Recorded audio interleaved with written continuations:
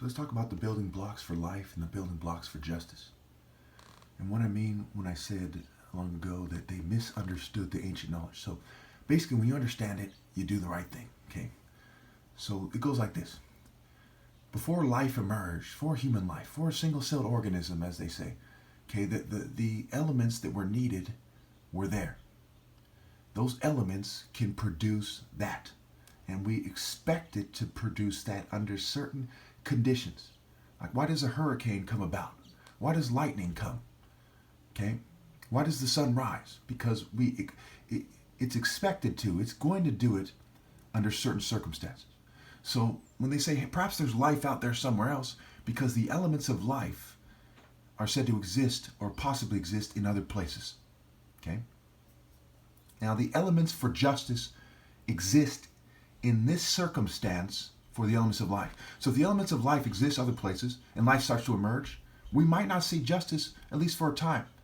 But we will see life emerge if it emerges. Okay? Now, justice in this circumstance emerged because, first of all, there's animals fighting with each other for resources and fighting with their own species. Okay? They say, hey, there's only so much food. Who gets that food? Over time, between that animal and the other animals, and that animal and its offspring, okay, it starts to say, hey, to his kid. The kid goes, I'm hungry, and says, hey, maybe I should give this food to my kid instead, and endure. And in doing so, the animal starts to think in a profound way and says, hey, I just sacrificed that because I love this kid so much. Telling the other animal, stay back. And after they kill their child, to go kill that other animal. So there's some kind of primitive sense of justice. As the brain evolves, the understanding of justice evolves. So it's like a seed that turns into a tree or something. You see what I'm saying? It starts, in an evolutionary sense, it starts to evolve. Now, when we don't see justice evolving, we see human de-evolution. Because the main principles of being a human is justice and righteousness and true love. When we see erotic desire, we see whatever forms of sexual immorality and filthy sex and so on and so forth. Okay, it's a de-evolution where it matters most. Okay, you can evolve down. Because if you breed toward the less evolved people, because they're less morally evolved, they're less evolved to live in reality, they just have a basic understanding of how to conquer other things and advance technology, okay, you see a de-evolution. So in other words, to sum up this video, the building blocks of life are the building blocks of justice. Just does life evolve in a superior manner to express justice?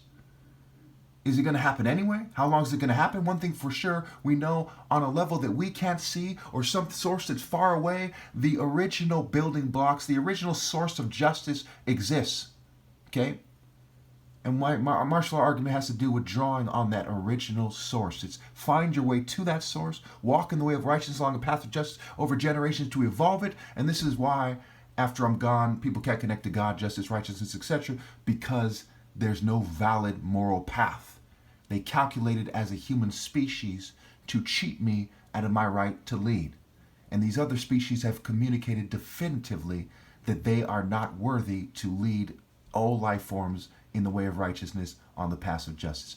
Pretty straightforward.